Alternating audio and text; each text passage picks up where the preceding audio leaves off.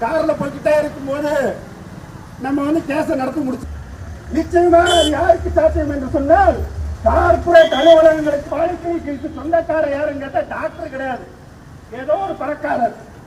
அவர் நல்லெண்ணத்தில் தொட்டு கொண்டிருக்கிறாங்க தமிழகத்துக்கு. நாளைக்கு நம்மளுடைய நிலைமை என்ன இருக்குன்னா, இன்னைக்கே இ-ஃபைலிங் சொல்லிட்டு இதை அப்லோடு பண்ணு, இதை ஸ்கேன் பண்ணு, நீயும் பார்த்துக்கோன்னு சொல்லிட்டு வந்துடுறாங்க.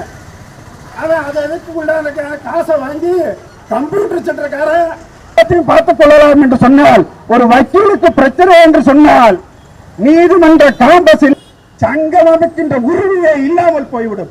நீதிமன்றம் என்கிறது இருக்கும் வரைதான் அந்த நடவடிக்கை இருக்கக்கூடிய கார்பரேட் கம்பெனி இன்னும் சொல்ல போனால் வெளிநாட்டு கம்பெனிகள், வெளிநாட்டு வழக்கறிஞர்கள் ஈ-கோர்ட் ஃபைலிங் என்பது நடைமுறையை எளிமைப்படுத்த எல்லாவற்றையும் தொழில்நுட்ப ரீதியாக கம்ப்யூட்டரைஸ் செய்ய புதிய குற்றவியல் சட்டங்களை திரும்பப் பெறு உரிமை வேலை காக்கின்ற வகையிலே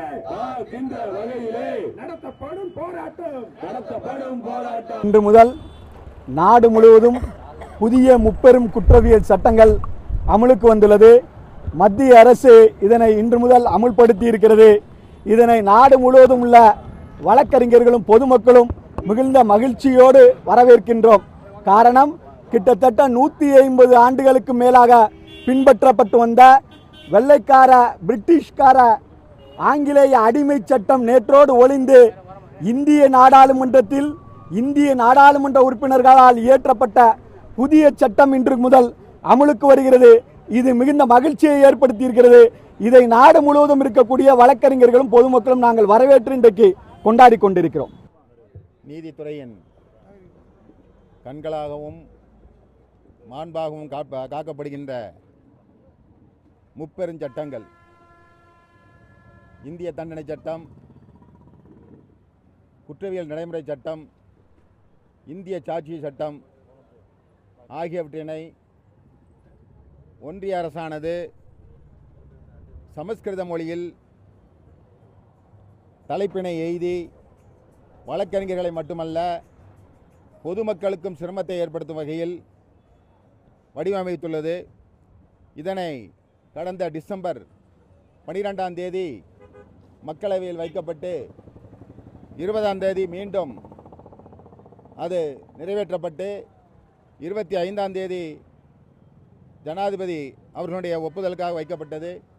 பின்பு இது பாராளுமன்றத்தின் வைக்கப்பட்ட போது அதிலே பாரதிய ஜனதா எம்பிக்களே பல திருத்தங்களையும் பல